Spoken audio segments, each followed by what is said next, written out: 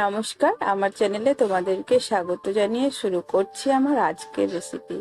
আজ আমি তোমাদেরকে এই গরমের দিনের জন্য হালকা মশলা দিয়ে আলু বেগুন দিয়ে রুই মাছের ঝোল বানিয়ে দেখাবো। আশা করি তোমাদের ভিডিওটা ভালো লাগবে। আর ভিডিওটা যদি ভালো লাগে তো অবশ্যই কিন্তু একটা লাইক শেয়ার করতে ভুলো না। আর আমার চ্যানেলে যারা নতুন তারা প্লিজ চ্যানেলটাকে সাবস্ক্রাইব করে দিও। আর এরকম নতুন নতুন ভিডিও পেতে পাশে থাকা বেল বাটনটি অবশ্যই ক্লিক করে রেখো, তাহলে সবার প্রথমে তোমাদের কাছে নোটিফিকেশন পৌঁছে যাবে। এই রুই মাছের ঝোল বানানো একদম সহজ, একদম ঘরোয়া মশলা দিয়েই কিন্তু বানাবো। তো চলো দেরি না করে শুরু করি আজকের রেসিপি, তোমরা দেখতে থাকো। প্রথমেই কিন্তু মাছ ভেজে নেব, তার জন্য তেল গরম হয়ে গেছে। তেলের মধ্যে আমি অল্প পরিমাণে হলুদ দিয়ে দিলাম। হলুদ দিলে তেলটা গায়ে ছিটকে আসে না। তো এবার মাছ দিয়ে দিচ্ছি। মাছ ভাজার সময় তেলটাকে একটু ভালো করে গরম করে নেবে, তাহলে মাছ কিন্তু কড়াইয়ে লেগে যাবে না, একটা একটা হয়ে ভাজা হবে, ভেঙে যাবে না। মাছ দেওয়ার পরে কিছুক্ষণ পরে কিন্তু উল্টে দেবে, সঙ্গে সঙ্গে উল্টে দেবে না। আমি কিছুক্ষণ পরে উল্টে দেবো মাছগুলো। মোটামুটি 2 থেকে 3 সেকেন্ড পরে উল্টে দিচ্ছি, যাতে খুব সুন্দর ভাবে উল্টানো যাচ্ছে একটা একটা হয়ে। আবারও সেকেন্ড পিঠটাকে কয়েক সেকেন্ড পরে উল্টে দেবো। এভাবে উল্টে পাল্টে মাছগুলোকে বেশ কড়া করে ভেজে নিতে হবে, তাহলে কিন্তু ভাঙবে না ঢেলে দেওয়ার পরে। তো দেখো মাছগুলো কিন্তু উল্টে পাল্টে ভেজে নিয়েছি, ভাজা খুব সুন্দর হয়ে গেছে। এবার যে মাছটা আমি আগে দিয়েছিলাম সেই মাছগুলো উঠিয়ে নেব। একে একে মাছগুলো তখন উঠিয়ে নিচ্ছি তেল ঝরিয়ে। তো এই গরমের দিনে আলু বেগুন দিয়ে মাছ কিন্তু বেশ ভালোই লাগে। সবজি দিয়ে মাছ খেতে যারা পছন্দ করো তারা অবশ্যই আমাকে কমেন্ট বক্সে জানাবে। এমনি মাছের কারি খাওয়ার থেকে এখন গরমের দিনে সবজি দিয়ে খেলে একটু মুখ পাল্টায়। একইভাবে সব মাছগুলোকে আমি ভেজে নিচ্ছি। মাছ ভাজা তো কমপ্লিট করে নিয়েছি, এবার রান্না করে নেব। ওই তেলের মধ্যে আরো কিছুটা তেল দিয়ে আমি দেখো বেগুনগুলোকে ভেজে নিচ্ছি। তো বেগুনগুলোকে খুব গলিয়ে ভাজার দরকার নেই, হালকা কালার চলে আসলে বেগুনগুলোকে উঠিয়ে নেব। যেহেতু বেগুন আবার মশলার সঙ্গে ভাজতে হবে, তাই হালকা ভেজে নিচ্ছি।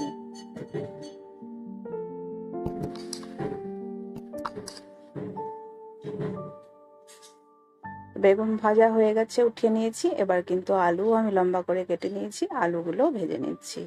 একইভাবে হালকা করে আলু ভেজে উঠিয়ে নিচ্ছি। আলুটাও ভাজা হয়ে গেছে দেখো, এবার তেল ঝরিয়ে উঠিয়ে নিচ্ছি।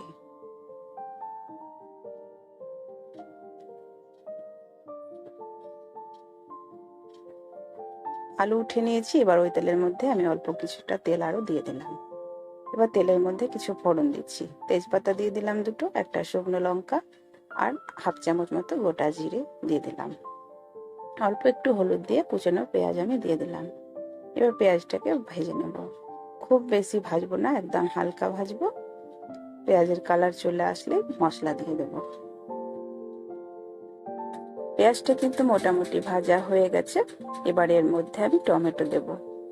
টমেটোটাকেও একটু লম্বা লম্বা করে কেটে নিয়েছি, টমেটো দিয়ে দিচ্ছি। আমি দুটো টমেটো এখানে ব্যবহার করছি। টমেটোটাকে খুব ভালো করে পেঁয়াজের সঙ্গে একটু ভেজে নিলাম।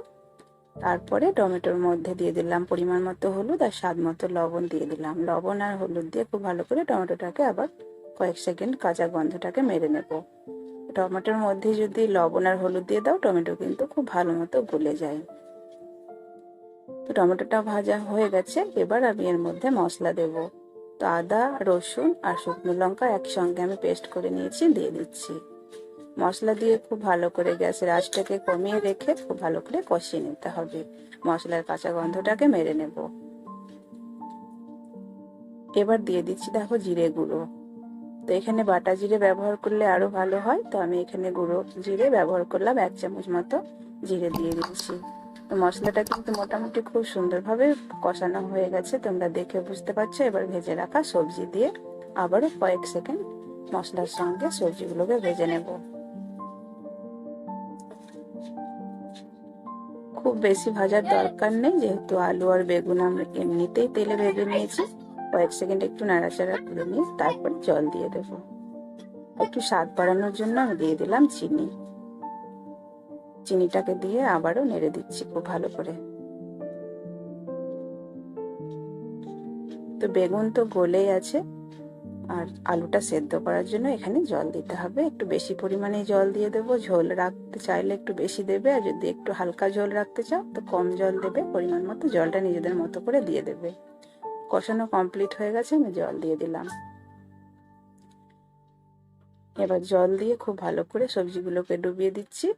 তারপরে আঁচ তো কমাই আছে, ঢাকা দিয়ে 5 মিনিট মতো সেদ্ধ করে নেব। ঢাকা দিয়ে দিচ্ছি।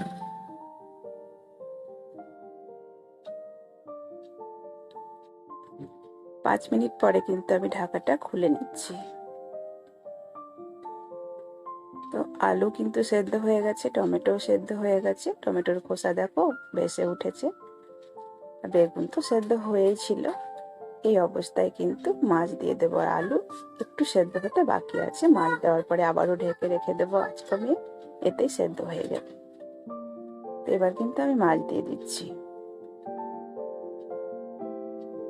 মাছগুলো দিয়ে দিয়েছি। মাছগুলো দিয়ে খুব ভালো করে ঝোলের মধ্যে ডুবিয়ে দিলাম।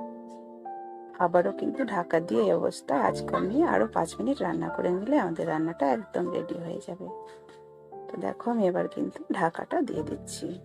আঁচটাকে বাড়িয়ে রাখবো না, নইলে ঝোলটা কিন্তু শুকিয়ে যাবে একদম। তো আমি কিন্তু 5 মিনিট পরে ঢাকাটা খুলে নিয়েছি। রান্না একদম কমপ্লিট। এই ঝোলটা আর শুকোবো না। নামানোর আগে কিন্তু আমি ভাজা মশলা অ্যাড করে দিলাম। ভাজা মশলার মধ্যে আছে জিরে, ধনে, তেজপাতা আর কয়েকটা শুকনো লঙ্কাকে ভেজে গুঁড়ো করে রেখেছিলাম, দিয়ে দিলাম। এতে করে এই রান্নাটার টেস্ট কিন্তু আরো বেড়ে যাবে। তো রান্নাটা একদম কমপ্লিট হয়ে গেছে। এবার কিন্তু গ্যাসটাকে বন্ধ করে দেব আর নামিয়ে নেব। আশা করি তোমাদের ভিডিওটা ভালো লেগেছে। ভালো লাগলে আবারও বলছি একটা লাইক করবে, ভুলবে না। আর এইভাবেই তোমরা বানাবে। আর কমেন্টে কিন্তু আমাকে জানিয়ে দিও যে কেমন হয়েছে আজকের রেসিপি। আর তোমরা অবশ্যই বাড়িতে বানিয়ে খাবে, দেখবে ভীষণ ভালো একটি রেসিপি।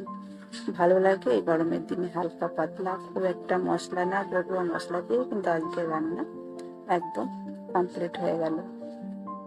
তো আজকে এই পর্যন্ত। ভালো থেকো, দেখা হবে পরের ভিডিওতে।